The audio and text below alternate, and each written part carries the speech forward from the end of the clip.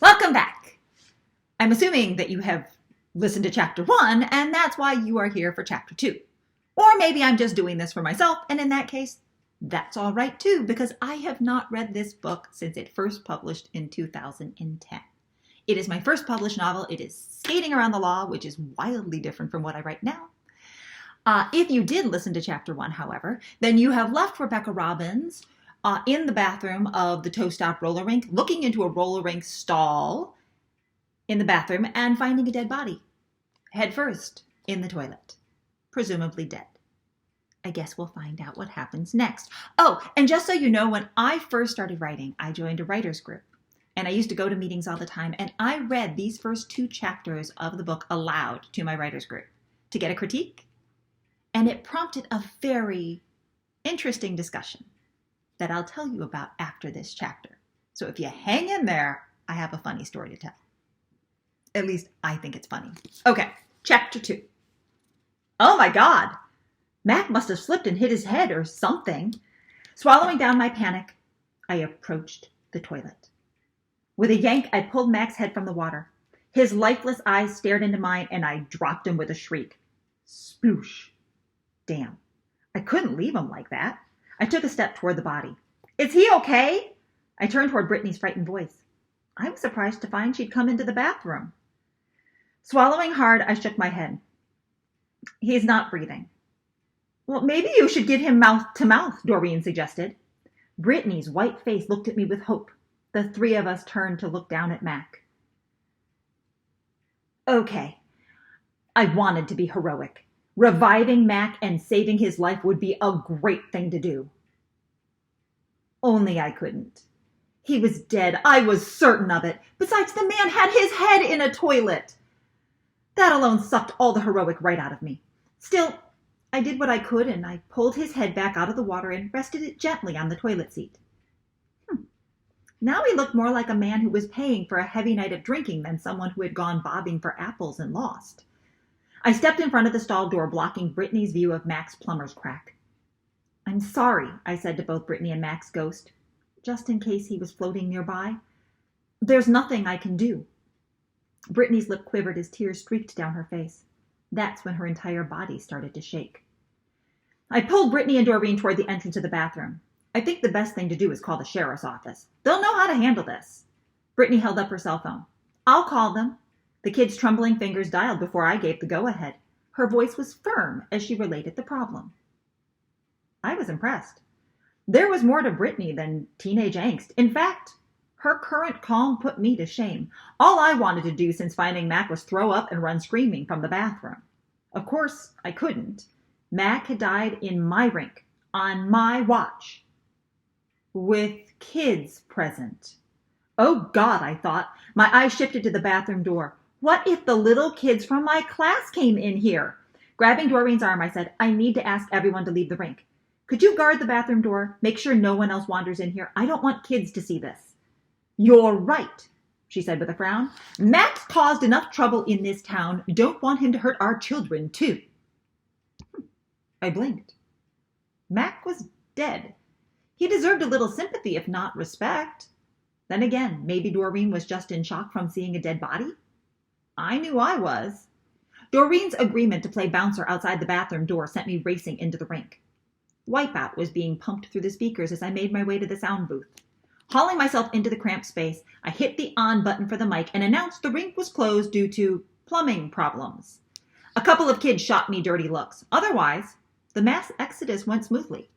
By the time the ancient Indian Falls sheriff waddled through the door, the rink was almost empty. Donald Jackson had held the post of sheriff since my mother was a little girl. A favorite town game was Guess Don's Age. By the leathery quality of his bald head and his steel gray party favor mustache, I would guess 104. The correct answer was probably closer to 70. Right now he looked bored and annoyed, probably because I'd interrupted his afternoon nap. I hurried across the rink to meet him. Rebecca, some teenager called. She claimed there was a dead body here. He snorted and started coughing. I resisted the urge to slap him hard on the back. Instead, I pointed to the girls' bathroom. He's in there. You mean there really is a dead body? The sheriff's words echoed through the almost deserted rink. The few kids remaining at the skate rental counter turned to look at us. So much for keeping the situation from them. Follow me. I snagged the sheriff's arm and pulled him toward the bathroom. Brittany and her grandmother hadn't moved from their guard post outside the bathroom door. The sheriff nodded at them as he went in, and Doreen and Brittany followed behind me. I gave Sheriff Jackson a tiny shove toward the back stall and stayed behind. Seeing the body again wasn't necessarily for me. The terrible image was already etched firmly into my memory. Holy crap, it's Mac! Sheriff Jackson had summed up my exact feelings. I gotta ring the medical examiner, he muttered as he pulled out his cell phone and dialed. While the sheriff was occupied, I turned toward Doreen and her granddaughter. Doreen looked fine, but Brittany's face was a strange ashen green color. Brittany needed to get out of here. Now. Doreen, I said, I appreciate your help today. The sheriff is handling things now. Maybe you should take Brittany out of here. Neither one of you needs to see any more of this. Doreen looked like she wanted to protest, but my meaningful glance at Brittany, followed by a firm glare, seemed to settle the issue. With a tisk, Doreen herded the frightened teen out of the door. That left Sheriff Don and me alone to deal with Mac. The sheriff hung his phone back on his belt. He gave a sad shake of the head. Doc will be here in a minute. He should look at Mac before we move him. Then the two of us stood staring at each other. I had no idea what to say, so I waited for the sheriff to start asking questions. Only he didn't. He just stared at me while the faucet went drip, drip, drip in the background. At least I think he's staring at me. His eyes had a familiar glazed look. It reminded me of the one Mac was wearing when I fished him out of the toilet bowl. I asked, Sheriff, do I need to fill out a report or something? Huh? The sheriff noisily sucked in some air. He blinked and scratched his stomach. Oh, sure. I guess we should go over everything before Doc gets here. He pulled a pad of paper out of his back pocket and flipped to the first page. Tell me what happened. I walked the sheriff through the events leading to my discovery of Mac's body. Talking about it made my knees weak. When I was done, the sheriff snorted and walked back to look at Mac. Rebecca, when you touched the body, did you move anything besides Mac's head? I don't think so. I couldn't say for certain, not without looking again.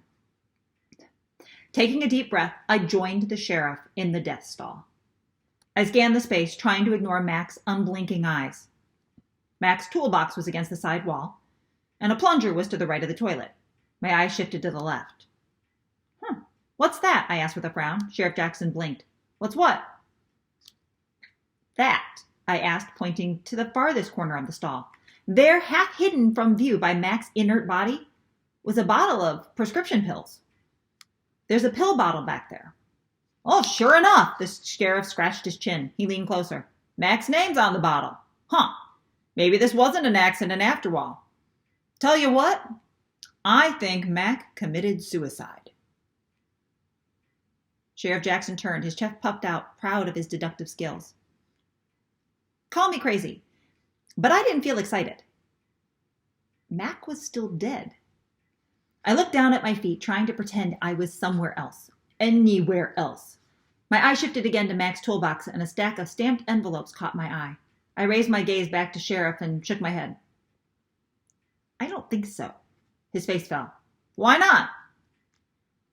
Do suicidal people pay their bills before killing themselves? I pointed toward the stack of envelopes. The top one was addressed to the cable company. If I were going to kill myself, the cable company was the last place I'd send my money to. The sheriff shrugged. Could be he was getting his affairs in order. Doesn't mean he didn't commit suicide. But why here? I wondered aloud. I'd want to do it somewhere a little more private than a roller rink, wouldn't you? Sheriff Jackson straightened his shoulders. His eyes narrowed. I wouldn't commit suicide at all. I don't appreciate you saying I might or questioning my professional judgment. Well, I didn't. The bathroom door swung open, cutting off my half-hearted attempt at an apology. A robust, familiar-looking gray-haired gentleman strode in. The sheriff's face broke into a smile. Glad you're here, Doc. Would you come take a look at this? Maybe you could convince Rebecca here that this is a cut-and-dried suicide. Poor Mac didn't deserve to die this way, but it's as simple as that. The doctor nodded at me, and I backed out of the stall to give him room. That's when it hit me. The Indian Falls medical examiner was none other than Doc Truman. The man had patched me up during my active childhood and always gave me a lollipop afterwards. I remembered the doctor being kind, gentle, and a whole lot younger. Now Doc's forehead looked like it was sliding onto his eyebrows. So, Doc, the sheriff's voice echoed in the pale pink bathroom tiles. Am I right? Did Mac commit suicide? The two men came out of the stall. Doc Truman was holding the bottle of pills. He flipped the bottle open and peered inside. The bottle's almost full. That means Mac didn't take enough pills to commit suicide. He emptied some of the round white pills into his hand and squinted at them. Frowning, he looked at the sheriff. Well, this isn't right. What? Sheriff Don peered down at the pills. What's wrong? The doctor's eyes narrowed. Half of these aren't Mac's pills. What do you mean? The sheriff's voice was gruff. Those pills all look the same to me. Mac's pills were for his thyroid, Doc Truman explained. Prescribed them myself. Half these pills have a C stamped on them. The thyroid pills don't. The sheriff's expression turned stony. That just means Mac was taking some kind of drug you didn't know about. Doesn't surprise me. Doc Truman raised an eyebrow. Well, it would surprise the hell out of me. Mac was allergic to a lot of medication, and he hated taking pills. It took me almost 2 years to convince him to take something for that thyroid problem. Doc shook his head. No, Mac would never have taken another pill. Not without talking to me first. I'm guessing he didn't know there were 2 kinds of pills in that bottle. What does that mean for my case? The sheriff blustered. Is Mac's death a suicide or an accident? I held my breath as the doctor put the pills back in the bottle. He handed them to the sheriff and let out a sigh. Can't say for sure. Still, if I were to guess, I'd say the pills contributed to Mac's death. The sheriff grinned at me. So suicide then? Doc shook his head. I don't think so, Don. The 2 kinds of pills make me think Mac was murdered. By the time Mac's body was taken away, it was after 8 o'clock. Locking up the rink, I looked around the parking lot for my car. It wasn't there. I was about to panic, then remembered I'd walked this morning. It had seemed like a good idea at the time. The sky had been blue, the weather was mild, and I needed the exercise. Now it was dark, and a possible murderer was on the loose. That was often the case in Chicago, but here it felt different. I was bunking with my grandfather while trying to sell the rink, and I thought about calling him for a ride. Asking for my help seemed wimpy, though, and I immediately chucked the idea. While I walked the 4 blocks to Pop's house, I contemplated how to break the news about Mac. Inspiration hadn't struck by the time I let myself through the side door and walked into the kitchen. Pop hadn't changed a thing in the house since Grandma passed 15 years ago. Same avocado, colored appliances, worn rugs, and scratched pots and pans. Pop and my grandmother proved to me that, occasionally, love could last. Rebecca, is that you? Pop shuffled into the kitchen, bringing with him the strong smell of cologne. I blinked. Pop was still wearing his red pants, but he changed his top. Now he was sporting a silver shirt with the top 3 buttons left undone, which allowed several tufts of gray chest hair to peep out. Dangling from his neck were 2 very large, very shiny gold chains. Pop had even gelled his hair. One lock curled perfectly against his forehead, while the rest looked like it had been molded in plastic. Maybe the furniture hadn't changed, but my grandfather had. Someone had morphed him into a geriatric pimp. Pop? What happened to you? My grandfather adjusted his teeth. I got a hot date tonight. Marjorie Buckingham has been making eyes at me for weeks in bingo, so I asked her to a movie. I glanced at the clock over the sink. 9:15. It's a little late to go to a movie, don't you think? Wasn't it the law that old people had to go to bed early? Nah. He shuffled over to the fridge and popped open a beer. We're going to go see The Late Show. Nobody cares if you neck during The Late Show. For the second time today, I felt like throwing up. Pop sat down at the table and took a swig from his beer. So I heard you found Mac in the girls' bathroom. My hand paused in the middle of reaching into the fridge for a drink. How did you hear about that? My phone didn't stop ringing all afternoon. This ain't the city, you know. When a guy's head is found floating in a toilet, that's big news here. My hand swept past the sodas and latched onto a beer. I joined my grandfather at the kitchen table and gave him a weak smile. It was pretty big news to me, too. Pop frowned over his beer. You holding up okay? No. I'm trying. Good. Max screwed up this town enough. I'd hate to think he hurt you, too. I set my beer on the table with a clunk. What did Mac do? You and the rest of the town used to like him. What happened? Mac started taking people's money without doing work they paid for. That kind of thing doesn't go over well here. As if city folks don't mind getting ripped off. I guess that explains why Doreen wasn't upset to find Mac dead. Pop shrugged. A lot of folks won't be unhappy to hear in the news. Mac wasn't too popular. My grandfather took a swig of his beer and leaned back in the chair. Most folks will be more concerned that someone decided to off Mac in a family place like the Toast Stop. Murder is the kind of thing that gets people scared, angry, or both. I know I had to do some fast talking to get Marjorie to come out with me tonight. She was worried someone was going to attack us in the dark. And you're not? Nope. Pop grinned and flexed his biceps. Ain't nobody going to hurt Marjorie with me around. I didn't think a bad guy would be intimidated by the muscles under my grandfather's sagging skin. Still, I wasn't about to hurt his feelings by telling him so. Instead, I said, so you're not worried about a killer wandering around Indian Falls? Mac upsets someone enough to get himself killed. End of story. Ain't like we got a serial killer or something. Although that might spice things up around here. This town's been awful dull lately. Dull? I took another long sip of beer. This conversation was getting weird fast. I said, the sheriff hasn't said this is murder. He believes Mac killed himself. Doc says otherwise. I gaped at Pop. How do you know all this? The senior center. There was a card party going on today. They heard the sirens from the ambulance going by. The center's women have been on the phone ever since, getting the gossip. I had to ask. Like what? Pop leaned back in his chair. Mac stuff. Guess he was arguing with Annette Zukowski at the bakery last week. Stiffed her on work he was supposed to do. At least that's what the bingo crowd was saying. Although he did a good job at Lionel Franklin's barn. Lionel Franklin. Should I know him? Annette I knew. She and my mother had been best friends. Pop shrugged. You don't have any cows, so probably not. He took over Doc Johnson's vet practice a while back. Everyone likes him, especially the women. He has nearly as many dates as I do. I blinked and steered the conversation back to murder. Did your spy network have any gossip on who the sheriff thinks might have murdered Mac? Nope. But Doreen stopped by the center. She said an unsolved murder might slow down the interest in the rink. Was worried about the open house not drawing a crowd. Pop leaned forward. There was a gleam in his eye. You're welcome to stay with me as long as you need. Could be a while. Oh, God, I thought. He was right. My life, as I knew it, had come to an end the minute poor Max did. The sheriff could make a quick arrest. My protest sounded weak even to me. Pop stood up with a shake of his head. I wouldn't count on it. The sheriff's a good man. But word around the center is he spends most of his days pretending that he didn't forget what happened the day before. Funny, but we elected him anyway. Guess it's because the job isn't normally that demanding. Riding on a float for parades doesn't require a whole lot of effort. Besides, what else would he do with his time? Pop adjusted his pants. Don't worry, Rebecca. Don still has his good days. He'll get Mac's murder solved, even if it takes him years. Don't wait up. With a smile, Pop patted my cheek and ambled out the door for his date, leaving the strong antiseptic smell of cologne to keep me company. Depressed, I grabbed a bag of chips and trudged upstairs to my room.